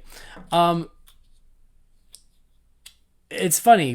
Here, Chris, I agreed with you about the Ace thing. I mostly agree with you about the Amanda Waller point. I think it is a great point to show how Amanda Waller was an antagonist for the Justice League in the series, and by the time Batman won her over to the point where she felt the world needs him. I love that. I just don't like the writing of the retcon, and I still think it's a retcon. I do. A twist is something that was always planned, and when you go back and rewatch things, there are things you didn't even pick up on, but now make sense because of the twist. And I feel like that is where this falls apart. And that's why I said, even in the episode, I'm like, the retcon doesn't hold up to scrutiny. Because they want us to believe that Amanda Waller put Bruce's DNA into Terry's father and then was going to kill his parents. And then was like, oh, never mind, I'm not going to do that anymore. And then just through coincidence and fate, Terry's father gets killed. Terry gets chased by some jokers into Wayne Manor. Terry, the only one who's got walking around with Bruce's DNA, is the one who happens to run into Bruce Wayne and who happens to be the one that Bruce decides can be the next Batman. Like, there's too much coincidence to make this twist work. And it's much better if it is a random occurrence, in my opinion. if there were little clues embedded in Batman Beyond where that first scene, there was literally someone pushing Terry towards Bruce for some reason, some mysterious stranger or Cadmus or something, or if there were little unexplained moments throughout the series where Cadmus showed up or something, then you could go back and go, oh, the mystery, it all makes sense. But there's none of that. And I don't think him being athletic and having black hair is enough. So that one I'm not gonna go with you, but the other two I'll go with you on, and 2 out of 3 ain't bad. Anyway, so questions. Who do you think should be Batman's success? Who is your choice for Batman's successor? Turner Hayes. Yeah, obviously. And other good Batman humanizing moments. Jim, what do you think? In regards to his humanizing moments, my favorite one, and probably it's a little bit of a recency bias, but is Faith, Alfred, Faith. Mm-hmm. I think that's great.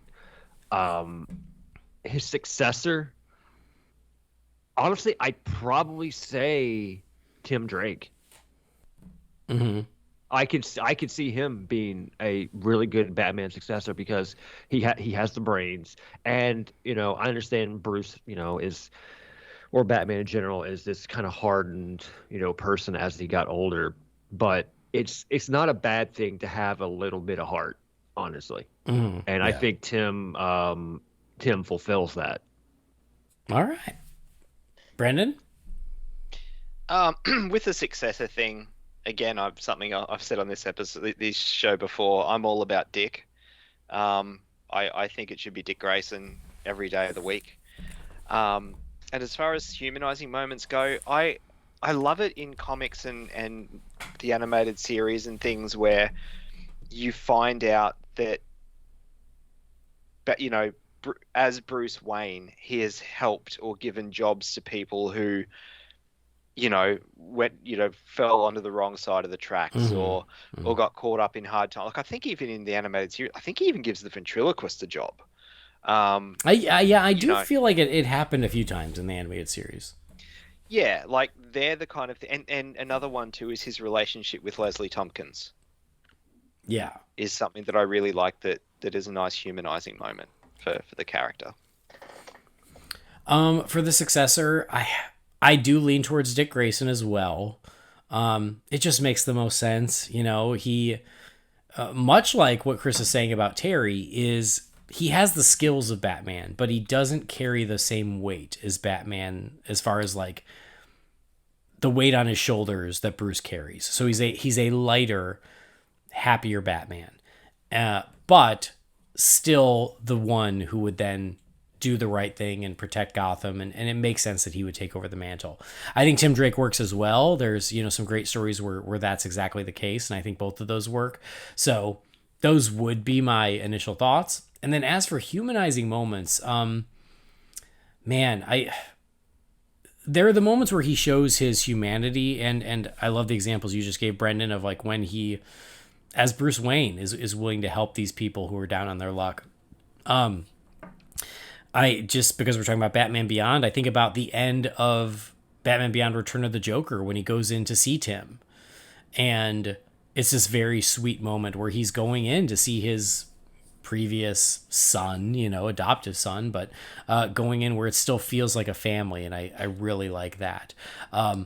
It's really quick, but I love the moment in The Dark Knight Rises when she says, "You've given these people everything," and he says, "Not everything, not enough, not yet." Oh, I thought of one. Okay. The end of Holiday Nights with Jim. Yes. Sharing the cup of coffee. Yeah. Oh, that's right. That's a good one. That's got to be the best. That's got to be my favorite, I think. That's a great one. And this is more just showing him as human more than it is about showing him like being essentially sympathetic to someone else. But the moment at his parents' grave in Mask of the Phantasm is such a great moment where he's like, I didn't count on being happy.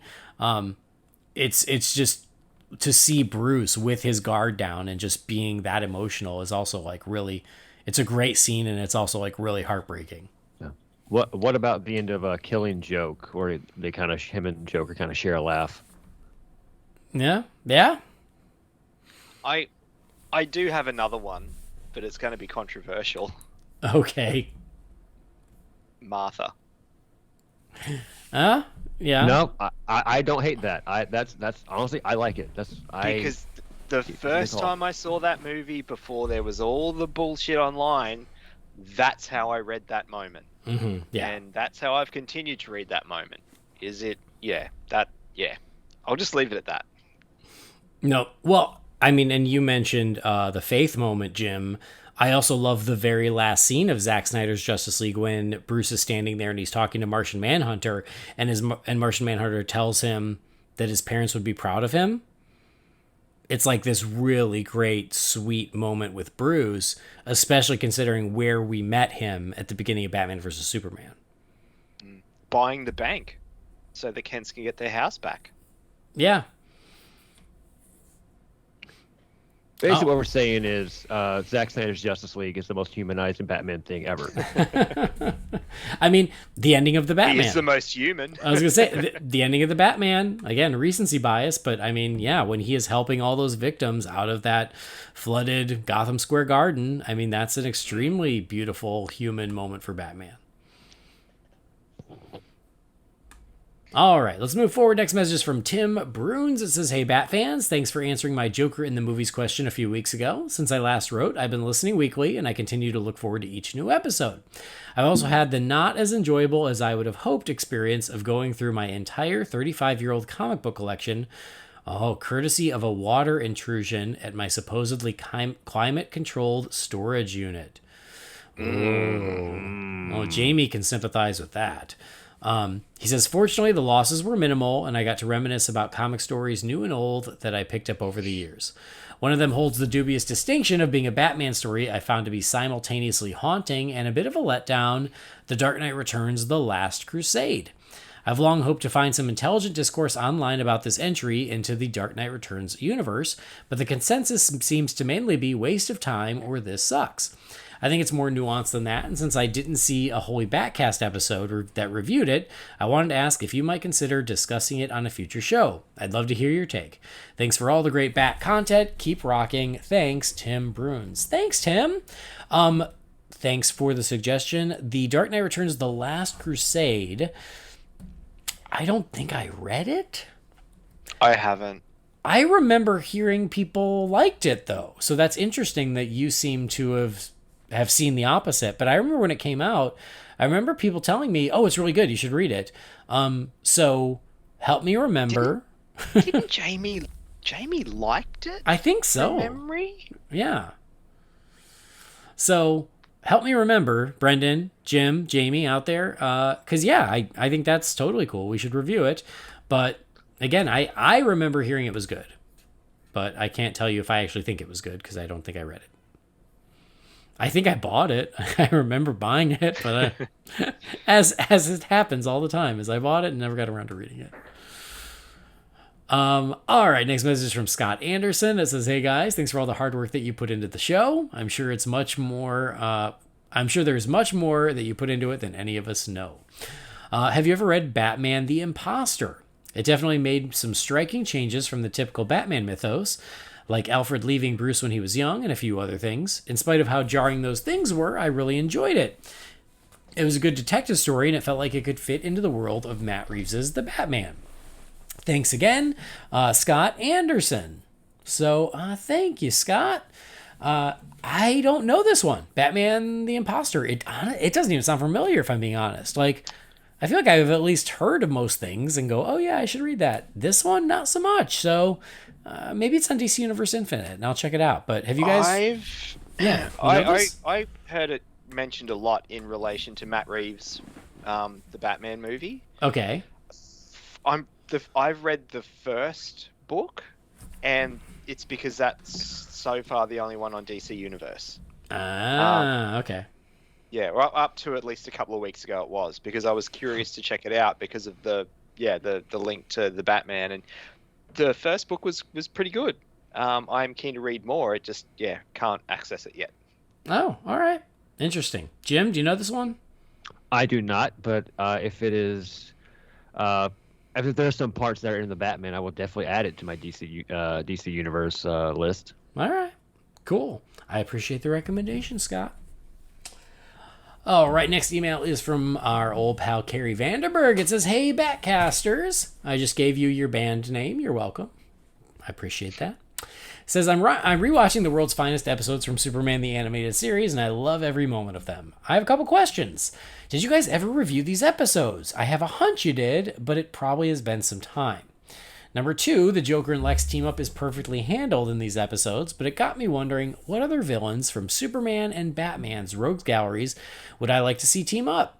Now I kind of want to see what would happen if Lex and Two-Face would band together for some reason. So which of Batman and Superman's villains would you pick to tag team to try and take out the Dark Knight and the Man of Steel? All the best, Carrie Vanderberg." Carrie, thanks for the message. We never have officially reviewed those episodes. Haven't we? No. Interesting. I feel like we talked about doing it when BVS was coming out, and we just never got around to it. So we should, because spoilers, I agree with Carrie, they're freaking great. And so, yeah, we should absolutely review those. But no, we've never officially done it. We've certainly mentioned it. It's come up in conversation, but we've never dedicated an episode to it. All right, so a Batman and Superman villain team up. Jim, what do you think? I'm trying to see here. I want to go General Zod.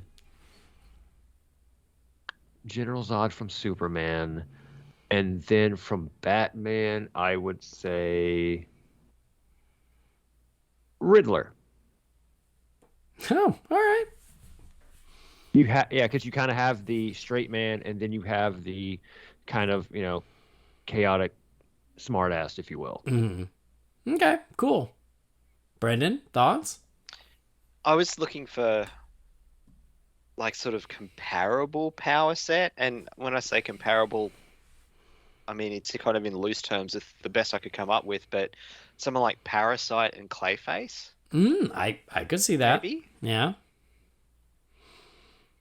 Yeah, I mean, that's what I was kind of doing. I was trying to think of yin and yang, I guess. So I thought of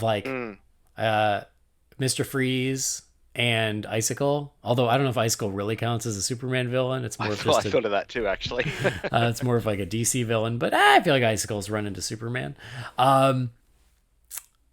I like what you're saying about Riddler, Jim, but what about Riddler and Brainiac? Because they're the two smartest guys.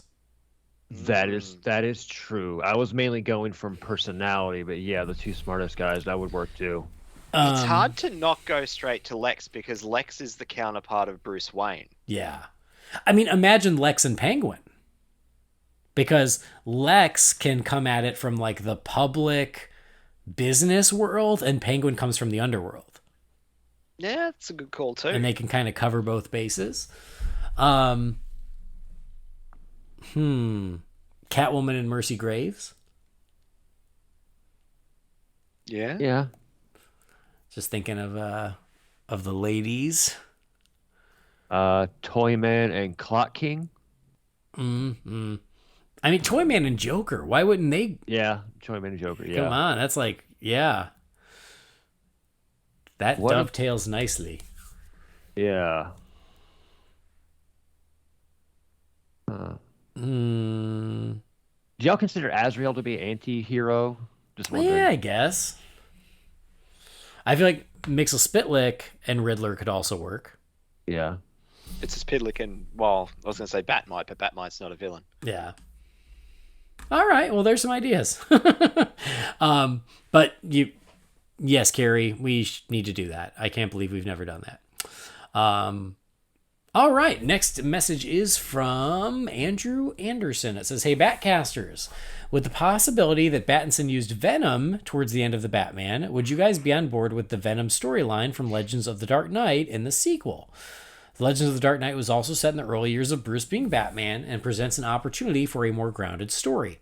Plus, they could foreshadow the arrival of Bane. If combined with Prey, another classic story featuring Hugo Strange, I'd get my wallet out right now for the sequel.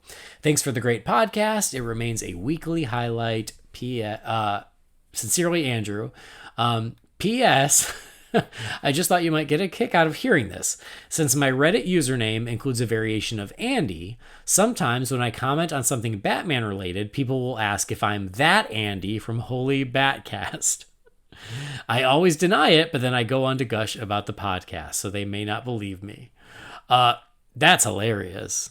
That, like, on Batman Reddit, which I know nothing about, that I'm considered that Andy. I hope it's a good thing. At least people are talking about me, I guess. So okay, and he also did a little mock-up of, you know, that meme where it says what it's like listening to podcasts, and it's the guy with the cereal and he's sitting next to the picture of the laughing girls. Yes. He attached that, but he also labeled the guy as himself, and then the three girls as me, you, and Jamie. So thanks, Andrew. You'll have to post that. You're right, I should. So the Venom storyline in the Batman. What do you think, Brendan? Well, I just took it as adrenaline. I don't know. I think I don't think I've ever read the Venom storyline. If I have, it was a long time ago and I don't remember it. I think I read Prey leading into, like, the time in between Dark Knight and Dark Knight Rises, because I remember there being a big rumor that was going to be the comic that was the inspiration, in the same way that kind of Long Halloween was for the Dark Knight. Mm-hmm. I don't know. I'd be more interested in a different approach, but I am interested in Hugo Strange coming into it. That's a character I would like to see get done on the big screen. Yeah, and I also think Hugo Strange could so seamlessly fit into the Batman universe with Arkham. Very much so. Jim, what do you think? I mean, I kind of second that. I immediately thought that was, you know, some sort of adrenaline because he was on the catwalk and he was obviously kind of not being overtaken, but you could tell he was about to be outmatched. And yeah, Hugo Strange would be pretty fun, and you could write it like he was Martha's doctor. Yeah, for sure. I don't know the Venom story well enough.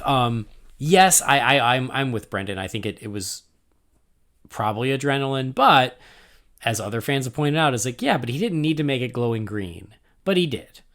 So it could be either way, right? You could go either way with it. But I don't know the Venom storyline enough, and you could go that way. I have no problem with picking up that thread and exploring it. But in the end, I still want Bane to be involved. I don't want to just set up Bane. I want Bane to show up. And then I agree with both you guys. Hugo Strange makes a lot of sense. I'd be cool with that. So yeah, there are a lot of ways they could go, and I wouldn't be opposed to this version. Okay, we got one more email. It's a good one, guys. Hope you're ready. Okay. This comes from a listener. A listener named Catherine. Oh. Yeah. Oh. Yeah. It says, "Hi, Andy, and also Jamie, Brendan, and whoever else. It's me, your wife." Hi, it's me, Stan. It says, "Great podcast. So good. Obvi, we love Batman. Tim Drake is the best Robin, Manscaped, etc. She's so supportive. It says, the Batman was just okay. We desperately need a live action Poison Ivy. Go Raiders for Jamie, and something about Koala Cunts and Batman Forever for Brendan. I need you to do an episode of drag casting some of the Bat family and Rogues Gallery. So Batman, Robin, Batgirl, Joker, Harley, Riddler, Catwoman, Ivy, and for the hell of it, commish Jimmy G, this is a formal request." So drag casting, we watch a lot of drag queens. And oh my god. So she wants drag queen casting for all these characters. It says, "Thanks for entertaining the masses with your brilliant humor and all the heart and soul that you put into these shows. You're a great podcast host, but an even better husband and father. Love you, Catherine. P.S. You really don't have to read this, but if you don't expect this topic to dominate our conversation tonight, I've been thinking way too much about it. Oh my god! It sounds like you just got a guest for that episode. I know. I mean, it feels like it has to be us. Like one of these weeks when Brendan and Jamie are too busy, I think me and Catherine just sit there and we cast drag queens. But the problem is 98% of our listeners will be like, I don't know who any of these drag queens are. What the hell are you talking I was about? to say, I haven't watched a second of any of the Drag Race shows, so I am absolutely going to be useless on that show. Well, you're missing out because it's a lot of fun. Thank you, listener Catherine. You sound great. What a nice email. If we gave out prizes for the best email of the week, this one is obviously the winner. But yeah, I guess there's no real question. Just a really nice email. She told me she was going to send me an email, but I didn't read it until just now. I read it in real time with you guys. So yeah, thanks, Catherine. Noted drag queen casting. Everybody listening, if anybody out there is listening, if you are also fans of RuPaul's Drag Race, I'd love your fan castings for different drag queens as different characters. I would love it. I have a feeling Valentina should have something to do with a mask that she can't take off at an important Hey, time. see, Jim, you know that? That's something. The only drag queen that I really know is Courtney Act, and that's because she's Australian. Yes, So yeah. I don't make her Harley Quinn. Okay, Courtney Act is good. I like her. I'll tell you, there's a drag queen called Detox who, out of drag, looks like the Joker. And Detox, she's great. She's like very talented. But Google her out of drag. She looks like the Joker. She could play the Joker.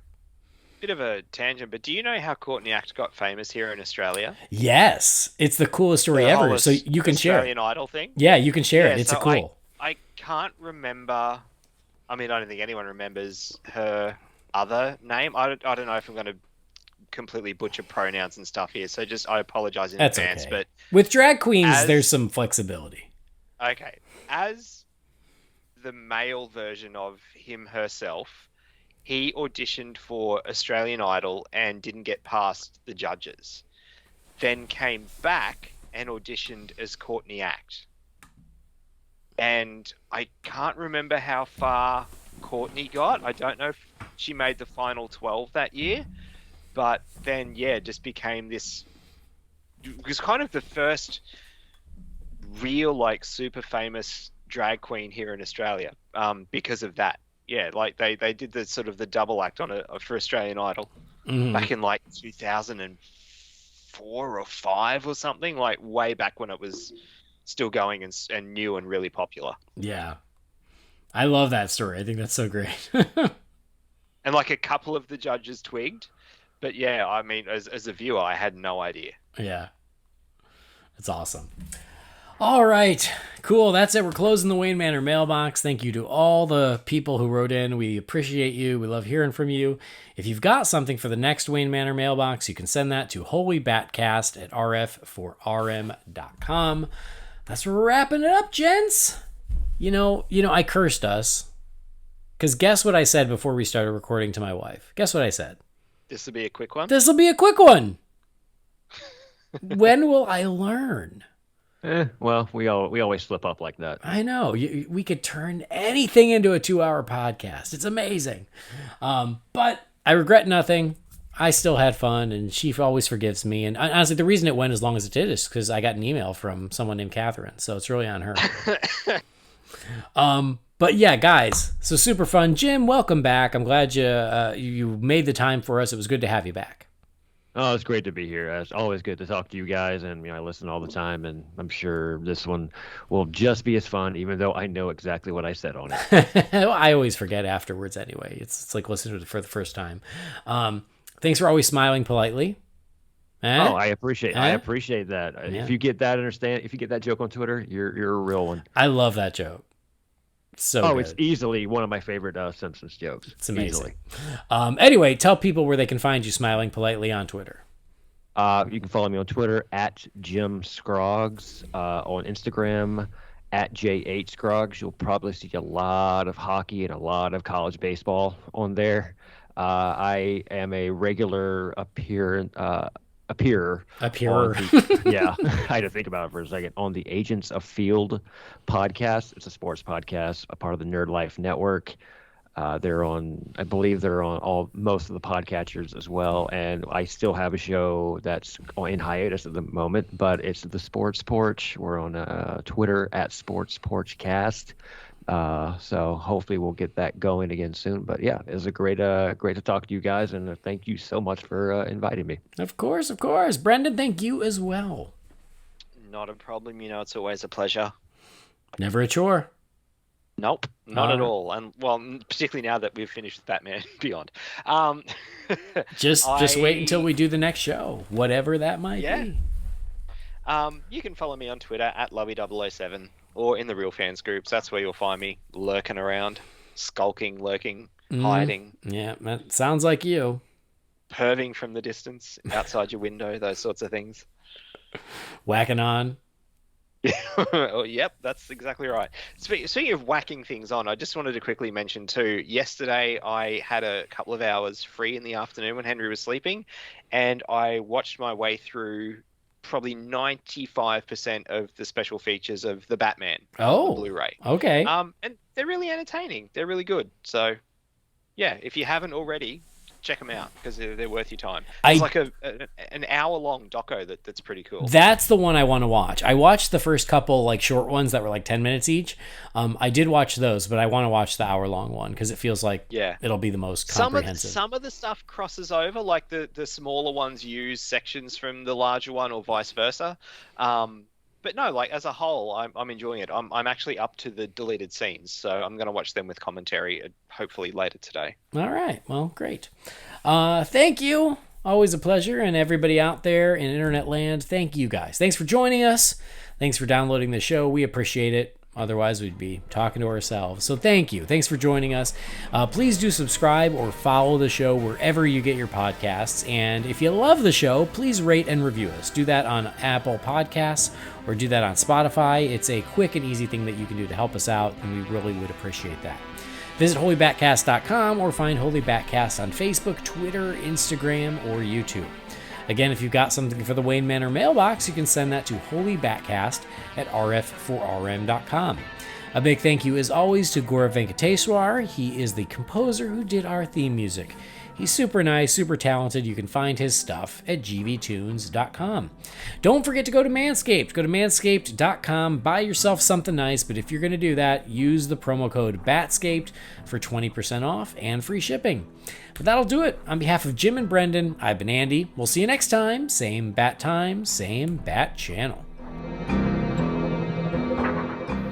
Holy BatCast is not affiliated with Warner Brothers or DC Entertainment. The views and opinions shared by the participants are theirs and theirs alone and do not represent the companies or organizations they happen to work for.